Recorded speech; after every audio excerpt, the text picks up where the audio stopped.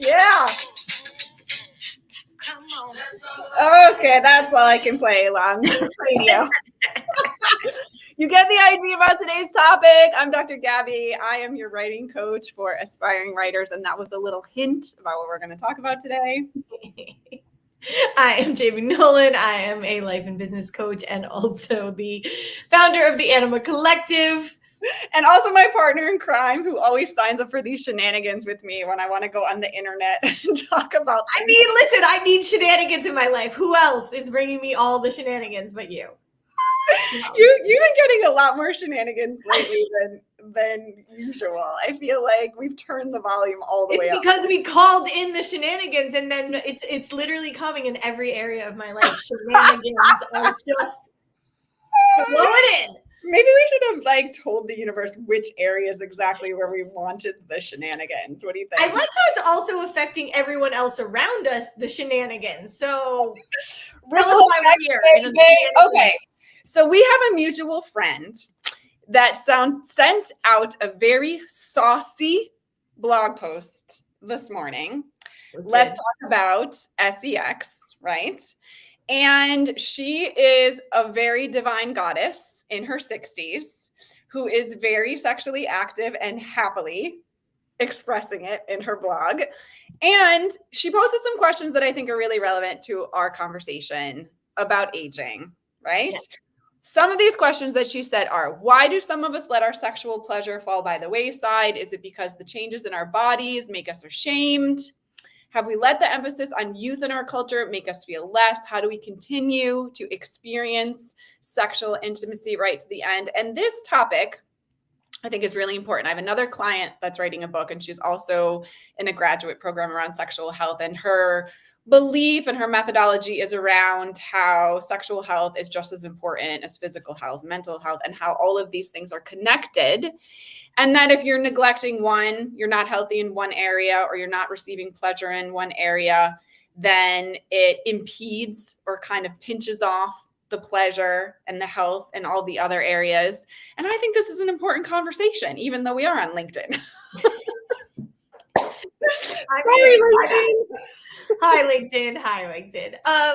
I think it's a super important conversation, and I think it's a really interesting conversation. Like, me and you talked about it this morning, and we were like, how do we make this short in 5 minutes? And there's a whole there's the whole medical side of it. There's the entire, women's movement side of it. There's the entire patriarchy side of it. And there is just the day-to-day side of it of what do you believe and where did you get those beliefs from? And how do you change your mind about the bullshit that you were taught?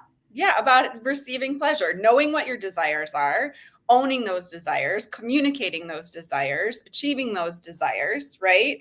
Yeah. And we talked about it in the context of women that sometimes is particularly challenging because they didn't study our bodies and we don't know a lot of the changes that are happening. It's now becoming more kind of mainstream, I think, to talk about perimenopause and menopause, but all these things are still kind of like dirty words, which I literally I cannot understand how these words about the body, about biology, about sexuality, I can't understand how there is so much stigma and so much, I don't know what, drama, just drama.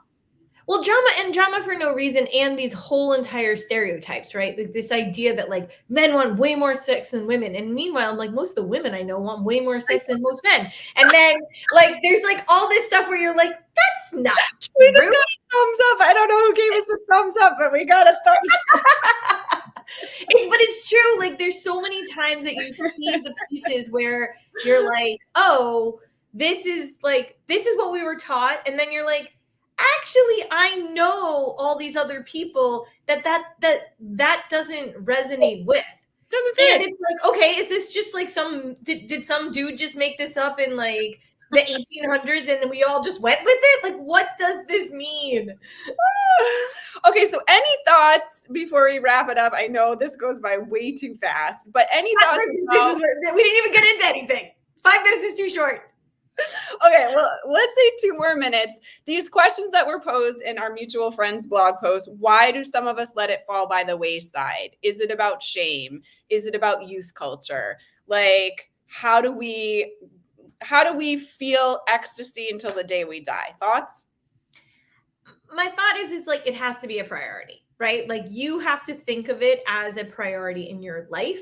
And if it's like, and where did you get the belief? Like, do you have like some cutoff age? Like, I think that's the other part that's interesting. When you're young, you're like, oh, I can't imagine people having sex in their 70s. But also like grandma getting busy. But also like, first of all, like, I don't know, Instagram has decided that I need to see all this content, and there's so much content.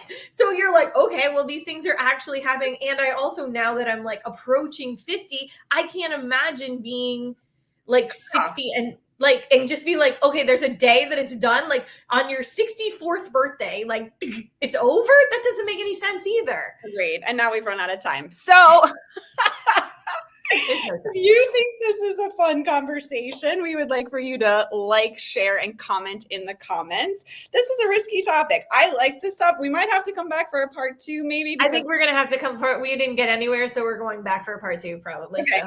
And if you're brave enough to share something, or if you don't want to share it publicly, you want to DM us, we promise to keep it anonymous. We promise to keep your comments confidential if you like. We're happy to be having this conversation with you, and I'm just having a blast. I don't know about you. Always, baby, always. We'll see you guys tomorrow. Have a good Wednesday.